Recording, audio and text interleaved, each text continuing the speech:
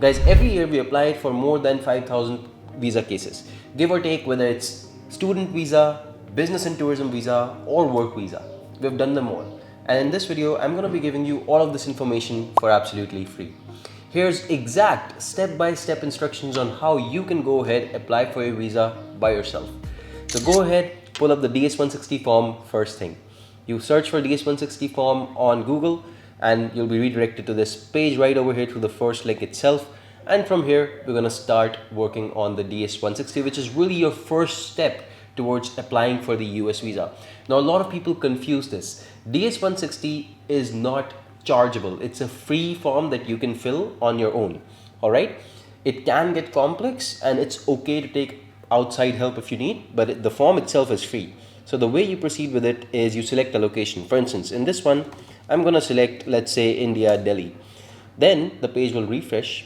You have to submit a code over here. That's what I will be doing. And I will say, start an application. The moment you start an application, application ID is given to you. The one thing I need you to do is to store this application ID. This should be with you at all times. Now, you would write this down on Notepad somewhere safe. I'm just writing it down here because it's only for the purpose of this video. All right. You click on I agree after reading all the terms. Well, it's really just you have to agree it, otherwise you can't really apply. And from here, you will basically select one of the security questions. Now, let's say the answer to my question is A and S. And from here, I will continue. All right. Moving forward, the first thing you will see is you have to add your personal information. Now, this is important. You have a surname, you have a middle name. Based on that, you have to answer that, okay? What you really want to take account of here is that what is mentioned on your passport. Let's say if you have a middle name, right? Your middle name may be, let's say John Roy Wilson. Then John Roy might be your given name. If that is the case, then you write John Roy in middle name and Wilson in the surname. It's important to do it exactly as per your passport, all right? Okay, full name in native alphabet. This depends on a country to country basis. If you're applying from India, this does not apply, so I will check this. Have you ever used any other names? Now, in this case, of course, the answer for John Roy Wilson is no, but if it was yes, then it would ask you for those other names, all right? But in this case, the answer is no. Do you have a telecode? John Roy does not have that either. Let's see. You have to select your sex. That's male for John, and he seems to be, let's see, single at this point. Place and date of birth you have to add, okay? So we will add over here, okay? And your city. This is pretty simple. I don't think there's much to explain over here. And your country, all right? As soon as you do that, you move on to the next stage, which is the personal information 2. Now, the country, region of nationality where you were, again, where you hold the passport off right now, this should be mentioned. The next thing is, do you hold or have you held any other nationality? In this case, John Roy does not have it, but if you did, let's say you have an island nationality, Antigua, whatever, you have to mention it over here. Are you a permanent resident of any other country than your nationality country? In this case, the answer is no, and most people, the answer would be no. National identification number does not apply for India, US Social Security also, and taxpayer ID also.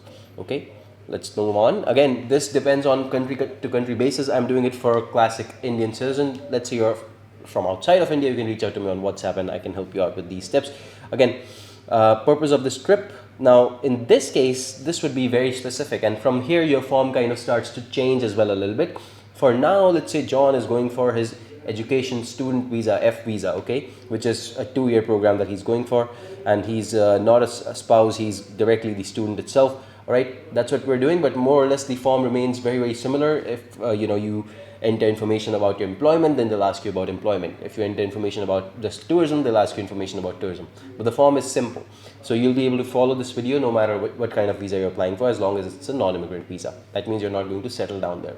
All right, have you made any specific travel plans? So I would say no, there's no specific travel plans as of now, but I do have to enter an intended date of arrival. So let's say that my educational program as John Roy starts around August, so I will enter, okay, I want to reach maybe around 15th of August, just a little in advance of when my program starts. Okay, all right. Intended length of stay. Now this is dependent on your program. If your program is 2 years, enter 2 years. Do not mention the intended stay of your employment after that. If you get 3 years or 2 years, 1 year to work in the US after that, that's not going to be mentioned here. Remember, that's not something we want to talk about. All right. Address, where will you stay in the US? Now this is important because let us say that you as a student have a particular hostel near your college. I would advise enter that hostel location or enter that building location. You may not have secured housing yet, and that is fine. Just enter the locality in that case. So mine would be, for instance, Royal Road Hostel. All right, and this would be in let's see, Los Angeles is the city. Let's just say that it's in Baker Street, Los Angeles. Remember, I have not mentioned again the room number or anything because I do not know. Could be a hotel also, same thing. You wouldn't know the hotel, room number. All right. State is going to be California and zip code 90089. That's a California zip code. Again, you can research all of that based on where you intend on staying. Portion entity paying for the trip could be yourself or could be your parents. You can write other portion if it is, right? In this case, John would be self-sufficient. So let's just say that he's selecting self. But most cases, I think you'd select other person and then you would want to mention details of that other person as well. It's as simple as that, okay? All right. Next, travel companions. Okay, are there any other persons traveling with you? So John could have a wife. He could have a kid, right? But in this case, we mentioned he's single, but still, if he did, he would have to mention their details in most cases. Later on, the form would ask for it. For now, he does not, okay? So let's move on to next. The next point is, have you ever been to the US? John has never been to the US. But if he did, they would ask him details about when he arrived, what he did. All right? Let's see. Have you ever been issued a US visa? No. Have you been refused a US visa? No. Have you ever filed an immigrant petition to stay in the US? No. Okay. Address and phone. Next step. Now this is simple. You have to just mention your current home address. So ABC Street, right? ABC Nagar, and and you have to do, let's say, New Delhi, and the zip code can be 110021, right? Country is India in this case for John. Mailing address is the exact same. Phone number is 9999-888822, okay? Secondary or work phone number, let's say, does not apply. If you have those, you can enter them. Have you used any other phone numbers? Now, they want to know if you have. So if you select yes, they're going to ask you for those numbers, okay? In this case, I'm going to say no. John has had only this phone number. Email address. So, john@abc.com. Whatever your email address is, you can enter over here. Have you used any other email addresses? Again, they want to know, and this is them trying to link it up if you have ever applied for, let's say, any other visa using a different email ID, whatever, right? So possibly this is what is going on in the background. But John apparently did not use any other emails, so the answer over here is no. If you have mentioned everything truthfully and you have used other emails, you can mention them, okay? Social media. Now, John may have an Instagram profile with a social media identifier. Now, you can enter the whole link over here, or you can just mention the link, right? The identifier, that is your ID. Now, in this case, it's, let's say, John Roy 123, right? So that's completely fine. Oops, I spelled Roy wrong. Again, you can add more social media platforms if you have, again, more profiles. That's up to you. It's better to mention them than to hide them at this point, I would say. Back in the day, 3-4 years back only, this option was not there. Now it's here, and I think you should mention it truthfully. Now, John doesn't have anything else. Okay, do you wish to provide information about any other websites? In most cases, the answer would be no. Okay, let's move forward to the passport. Now, this is where you mention your passport number. So the passport number, again, in most cases, your passport will be regular. Otherwise, you would know what it is. The passport number of John, let's say, is John Roy 123, whatever, right? Passport book number in most cases will not apply, especially for Indian passports. Now, where was the passport travel document issued? The city, in this case, let's say would be New Delhi. State is Delhi. Issuance date can be 4th of March 2020, and the expiration is 3rd of March 2030, okay? Have you ever lost or had a stolen passport? No. The most important thing here, guys, save. If you do not save, the form often loses all the progress. Okay, so every 15 minutes or so, it should be a good mark to save it. Okay, Let's move on to the next pointer, which is the contact information. So this is where you give the contact information of the person that you're going to be seeing in the US. Now this depends on a case-to-case basis. If you're a student, for instance, you can just go ahead, open up an I-20 that you might have received from the university, right? I-20 will be the document, or DS 2019, based on what kind of a student you are, right? What kind of a program you're going for. And then look at the point under school attestation. You will have name of your international student advisor. I advise that you write that name. That is the best way to move forward. So over here it was Helen Robertson. So Robertson, Helen, that's the person you are certainly going to be meeting. Okay, organization name would be your school name. So let's say you're going for New York University, or well, he's going to Los Angeles, so let's say University of California, Los Angeles. Okay, and apart from that, your relationship would be, in this case, school official, right? You can add any of these people. You can add a friend, business associate, whatever, right? So when you add school official, they want to know their address. Their address, of course, is not something you know, but what you can do is you can check their office address, their cabin, whatever, where do they sit, right? So let's say that this person sits in the school of, okay, so we would say Department of, I don't know, biology. Okay, we can say the city is still, Los Angeles, California, zip code is same, phone number, again, this you can find very easily by searching for Helen Robertson, UCLA, right? If you search for your student advisor online, they will have a page where you can find their contact information. Very easily you'll be able to find it on their website itself, right? So Helen's phone number, let's say, is 910. So Helen's phone number is, let's say, 213-467-878, okay? And her email address in this case is going to be, let's say, helen@ucla.edu, okay? And then you move on to the next part, which is family. But what you will see is that organization name is invalid. Apparently, I was stupid to use a comma over there. Instead, what I will do is I will just say LA, okay? It's as simple as that. Sometimes you will run into errors, but they will be descriptive enough that you will be able to deal with them. Now comes the point where you have to mention information about your family, your relatives, your father, your mother. These two are important. So, John, father, right? Given name is John, whatever, right? Just enter the details. And let's just do this. Is your father in the US? No, John's father is not in the US. Okay, we'll just enter the surname and the given name, right? And again, the date of birth, quite important here. So we can just enter something like this randomly, okay?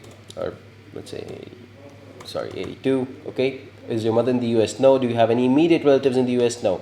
But if you did, of course, what do you think will happen? They will want to know more about those relatives. Who do you have in the US, of course, right? So that information will have to be given in that case. Now, if you have distant relatives, you don't really need to state them, right? Immediate relatives means fiancé, your husband, wife, spouse, right? Your children or your siblings, okay? Otherwise, this has to be no, okay? Do you have any other relatives? Now, these are for distant relatives, cousins, right? In usual cases, I would recommend to mark this as no, unless and until you are very close to this relative and they're in the US, all right?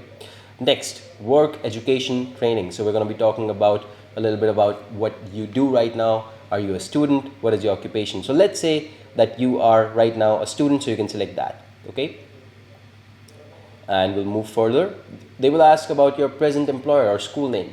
So, of course, since I entered student, that means I'm currently studying, okay? So I'll mention those details. So I am at, let's say, University of Delhi, right? And my street address is something. This is New Delhi, Delhi, and this is this. Let's enter the phone number, okay? And we'll enter the start date of my program over here, which was, let's say, 2020. And I do not have an income, of course. I study, I am completing my BSc in biology at the University of Delhi. I am in my final year and will be finishing my education by June of 2024. That's it. Simple. All right. You do not need to do a lot over here. All right, let's move on to the next portion, which tells about your previous education. Now let's see, were you previously employed? Well, no, I was not employed because I was a student. If you were employed, of course they'll ask about that position. Have you attended any education institute at a secondary level or above? Well, you know what a secondary level is? It's usually high school, so above 10th, class 10th. Basically, if you've ever attended school, you answer yes over here, and then they will ask you details of it. So the school, let's say, could be Delhi Public School, right? You write down the address of it. City is of course New Delhi, Delhi, and let's do this, right? And the course of study, let's say, would be science, because after class 10, what field you took. Let's say this guy took science. Okay, date of attendance was from 20, let's say 16 to, we'll just add something random here, 2018. Okay, and next we'll add on to the work or the additional portion. Okay, which means, do you belong to a clan or tribe? The answer almost always should be no. Then provide a list of languages you speak. So let's say that this guy speaks Hindi and English, so we'll add these two languages over here. If you speak more, you can add more. Again, if you're fluent in those languages, add it. Otherwise, you don't really need to worry about it. And then they'll ask, have you ever traveled to any other countries in the last 5 years? We can say yes, and maybe this guy traveled to UAE, right? And again, you can add more, but that's about it for this guy. Have you belonged to, contributed to any professional, social, or charitable organization? If you worked in, let's say, a volunteering position, you can enter yes. John here did not, so he's going to say no. Do you have any specialized training, such as in firearms, explosives, nuclear, biological weapons? No. Served in the military? No. Have you served and been a member of any vigilante unit, rebel group, guerrilla group, insurgent organization? That means, have you taken part in any rebellious operations? I would say no. Okay, security and background, and at this point almost all the questions over here, the ideal answer is no. Okay, so keep that in mind. Do you have a communicable disease of any significance? Again, if you have one, mention it, otherwise no. Do you have a mental or physical disorder that is likely to pose a threat? No. Have you ever been a drug abuser or addict? No. Let's move on. And from here, the next part is going to be, let's see, more questions. Okay. No, I have not been arrested or convicted of any offense, crime. Let's see, have you ever violated any or engaged in any conspiracy? The answer is no. Are you coming to the US to engage in prostitution? No. Have you ever been involved in money laundering? No. Have you ever committed? So again, basically read all of these, but most likely, the answers are always going to be no, the ideal answers. Of course, do not provide incorrect information here. So in case some of these have to be yes in your case, you can answer yes, and then they'll ask you to explain. So that is important. You explain it properly, but don't try to hide it. Okay. In John's case, John has been quite an ideal student, never been even getting anything less than grade B. So he's going to be answering no for all of these almost, right? And he's on the last part now for security. So this is part 5, and for him again, it's all no. Finally, he goes on to the section which is specific to the visa type that he's going for, which is the education visa, right? Student visa, F visa. Now he's going to be writing point of contact information for 2 such people. You need to mention it, who are not your blood relatives, not your family, could be your friends. Ideally, they should be your friends, who would be able to verify about your plans of studying in the US. In my whole career, where we've sent more than 15,000-20,000 students and working professionals and tourists to the US, they have never, not even once, contacted these people. But this information is something they require. So mention this, okay? Friend one, let's say whatever, right? One friend, and we'll add some details here. He is also from New Delhi, and this is the telephone number, right? And this is the email ID. Okay, same thing with the other one, right? You will do the same thing here as well. So let's just do that quickly. And again, random telephone number here. Again, you enter the correct one, of course. I'm just doing it for show here because this is not a real form for me, but enter correct information. Okay, let's move on to the final part. Now, the service ID, of course, is mentioned right over here on your I-20 on the top. This is the service ID. This is how it will look like. Okay, so make sure you enter the correct one for you. Now, this is only applicable for students, not for other people, so that's completely fine if you don't really see the section. Name of school, University of California, Los Angeles. Okay, course of study, let's say they're going to study biology, math, or we can say masters in biology. Okay, let's see over here. Find what is this course study for high school course of study. Please indicate academic or vocational, not important. All right, address, you enter that. City is Los Angeles and state is California. Postal code 90089. Review, final portion. Now this is something that they will do to make sure that you are able to walk through all the sections of the forms that you've filled till now. You'll be able to get all of this information, right? Just make sure that you do it all correctly. One thing that is important over here, of course, is to make sure that if something is incorrect, you quickly go ahead and edit it directly. You can go on to that section and you can edit that. All right. Your passport number will be something that will be quite important here. So it would be good if you remember it, because at the end of the day, once you verify all of this information, your passport details will be verified all over again. So they'll ask you to enter all that again.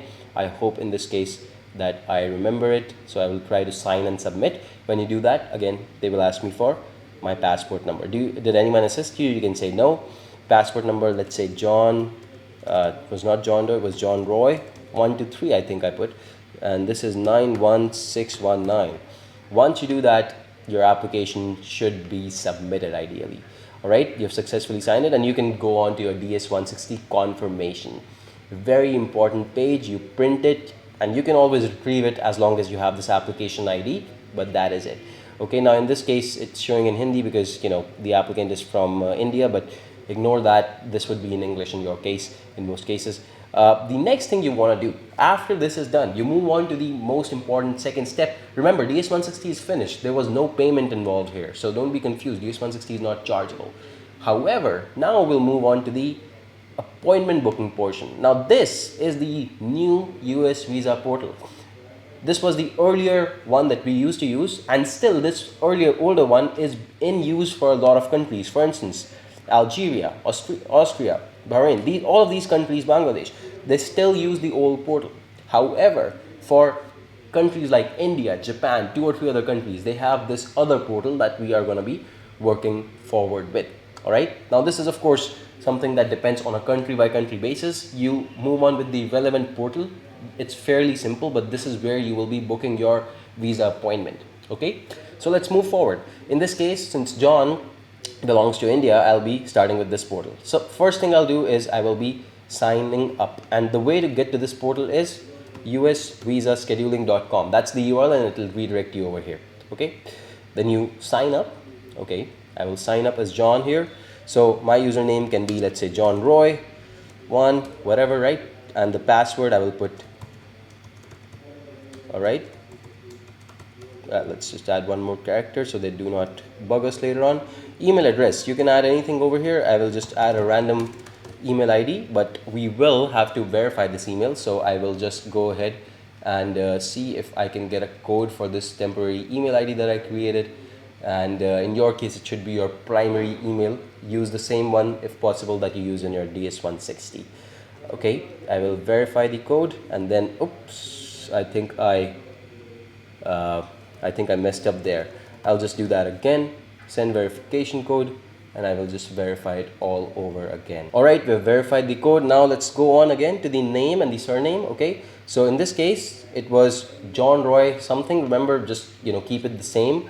Of course, I can always check over here. It was John Roy Wilson, so I will keep it the same. So it was John Roy is the given name and Wilson is the surname. Then you choose your security questions. Whatever security questions you have to add, you have to choose them. So in this case, I will choose my security question 1, and security question 2 is food. Okay, and security question 3 is this. Okay. All right, and we've done that. We will create the account now. Once the account is created, it's gonna ask me again to log on. So I have to enter my username, I have to enter my password, and I have to enter, let's see, the CAPTCHA. All right, all of that is done.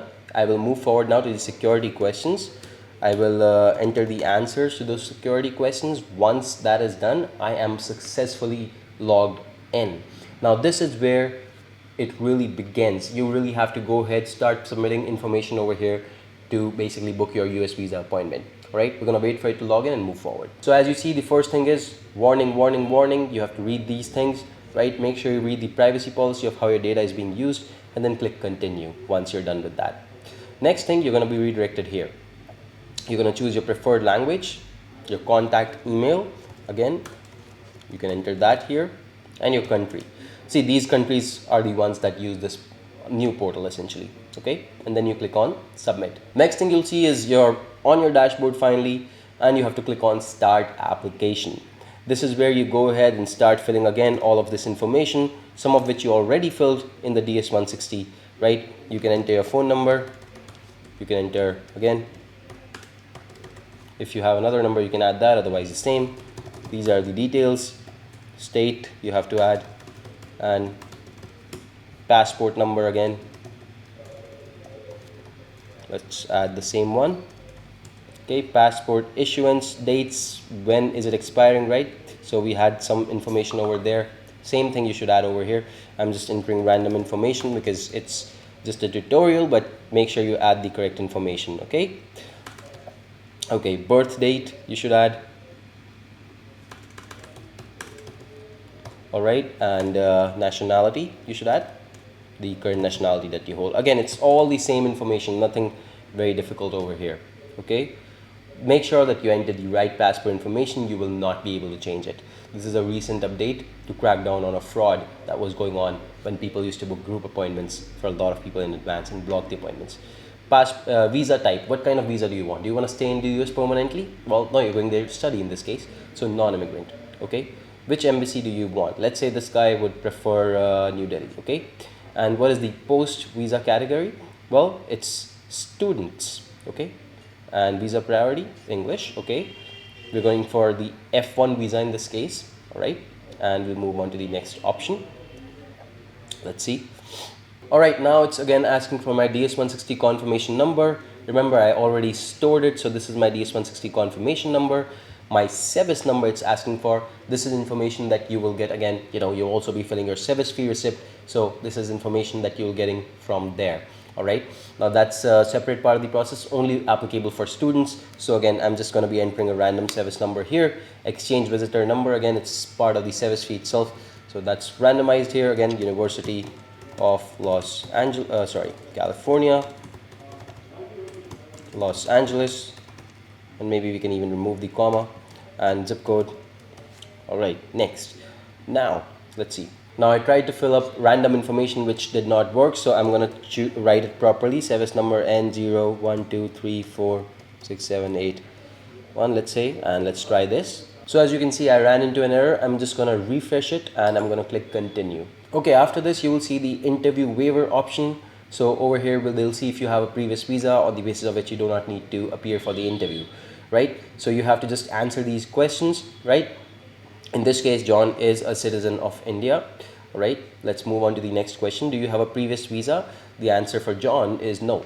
All right, which means that basically he will have to appear for the interview. Next thing, they're going to ask you about dependents, if you have any dependent. Now John is not married, he doesn't have a wife, no kids, so you'll just press next. Alright guys, once all of that is done, you will be asked to make the payment. Now the MRV fee will be paid over here. It depends on your visa type, but it's usually around $180 in most cases. Once you've made the payment of this MRV fee, then you will basically be able to see this schedule appointment option. And from here, we'll click on it.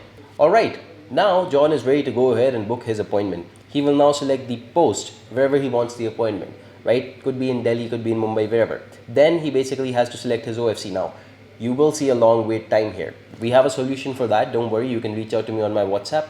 But in most cases, you can see appointments are available of 2026 right now. John does not need that, right? So we have a whole different video on slot booking, and we keep pushing out updates. And you can even connect with me on my WhatsApp, where I'll be able to update you further on how we are helping people book slots and when they're going to be opening up, right?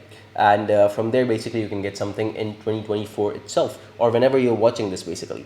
All right, but yeah, in this case basically you select an OFC appointment first, you submit it, then again you're redirected to the next page where you have to select the consular appointment. So in this case, the consular appointment is right here. Now you have to see slots again for the actual visa interview, right? This is the consular appointment that you're going to be having. Biometrics is just fingerprinting, which we are going to be doing on a particular date that we selected previously. Now they're asking for when the face-to-face interview is going to be. So this is for that date. And again, you have to find the slot basically. Again, that's a deep process. We're not going to go into this part of the process in this video, but that's really everything you needed to do to basically make sure that you get your visa for going to the US. Right here, after your appointment is booked, you can take a look at my videos on how to prepare for this appointment, and from there you are good to go. Now guys, I've made a playlist with each and every question that they will be asking you and how to answer questions that they will ask. They are exact scripts that you can use, so hopefully that should help. And remember, if you need any help at any point in time in your whole visa application, you can reach out to me on this WhatsApp number or this Instagram page. You can also subscribe to the channel if you like this video, and I hope to see you in the next one. Goodbye and take care until next time.